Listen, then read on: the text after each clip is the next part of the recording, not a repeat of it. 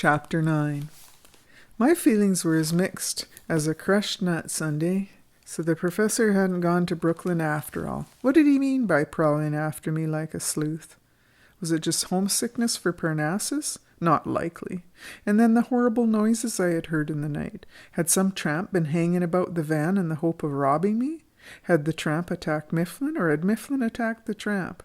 Who had got the better of it? I picked up the muddy cap and threw it into the van. Anyway, I had problems of my own to tackle, and those of the professor could wait. Peg whinnied when she saw me.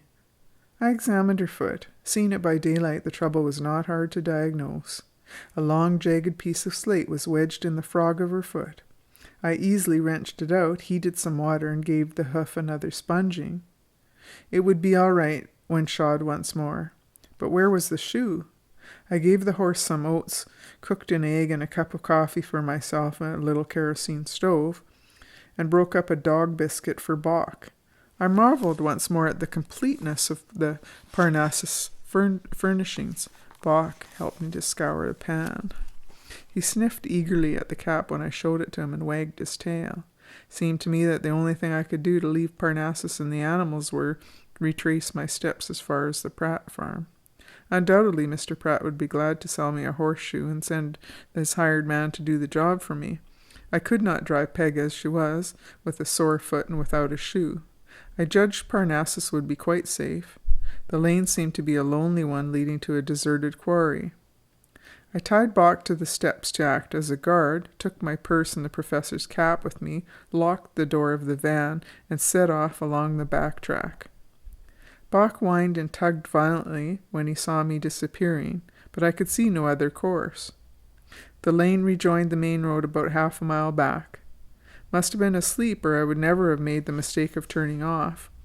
I don't see why Peg should have made the turn unless her foot hurt and she judged the side track would be a good place to rest. She must have been well used to stopping overnight in the open. I strode along, pondering my own adventures, resolved to buy a pistol when I got to Woodbridge. I remember thinking that I could write quite a book now myself. Already I began to feel like a hardened pioneer. It doesn't take an adaptable person long to accustom oneself to a new way of life, and the humdrum routine of the farm certainly looked prosy compared to the voyaging with Parnassus. When I had got beyond Woodbridge and had crossed the river, I would sell the books in earnest. Also, I would buy a notebook and jot down my experiences. I had heard of bookselling as a profession for women, but I thought that my taste of it was probably unique. I might even write a book that would rival Andrew's, yes, and Mifflin's. And that brought my thoughts to Barbarossa again. Of all extraordinary people, I thought he certainly takes the cake. And then, rounding a bend, I saw him sitting on a fence rail with his head shining in the sunlight. My heart gave a sort of jump. I do believe I was getting fond of the professor. He was examining something he held in his hand. "You'll get sunstroke," I said. "Here's your cap." And I pulled it out of my pocket and tossed it at him. "Thanks," he said. "And here's your horseshoe. Fair exchange." I burst out laughing, and he looked disconcerted, as I hoped he would. "I thought you'd be in Brooklyn by now," I said. 600 Abingdon Avenue, laying out Chapter 1. "What do you mean by following me this way? You nearly frightened me to death last night. I felt like one of Fenimore Cooper's heroines, shut up in the blockhouse while the Redskins prowled about." He flushed and looked very uncomfortable. "I owe you an apology. I certainly never intended that you should see me. I bought a ticket for New York and checked my bag through, and then while I was waiting for the train, it came over to me that your brother was right, that it was darn risky for you to go jaunting around alone in Parnassus. I was afraid something might happen. I followed along the road behind you, keeping well out of sight. You were there when I was at Pratt's, sitting not far down the road eating bread and cheese. Also, I wrote a poem, a thing I very rarely do." "Well, I hope your ears burned," I said, "for those Pratts have certainly raised you into peerage." He got more uncomfortable than ever. "Well," he said, "I dare say it was all an air, but anyway, I did follow you. When you turned into that lane, I kept pretty close behind you. As it happens, I know this bit of country, and there are some hobos hanging around in the quarry up the lane. They have a cave there where they go in the winter quarters. I was afraid some of them might bother you. You could hardly have chosen a worse place to camp out, and by the bones of George Eliot, Pratt ought to have warned you. I can't conceive why you didn't stop at his house overnight anyway. If you must know, I got weary of hearing them sing your praises. I could see he was beginning to get nettled. I regret having alarmed you, he said. I see that Peg has dropped a shoe. If you let me fix it for you after that, I won't bother you.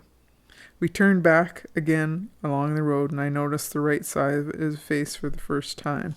Under his ear was a large, livid bruise.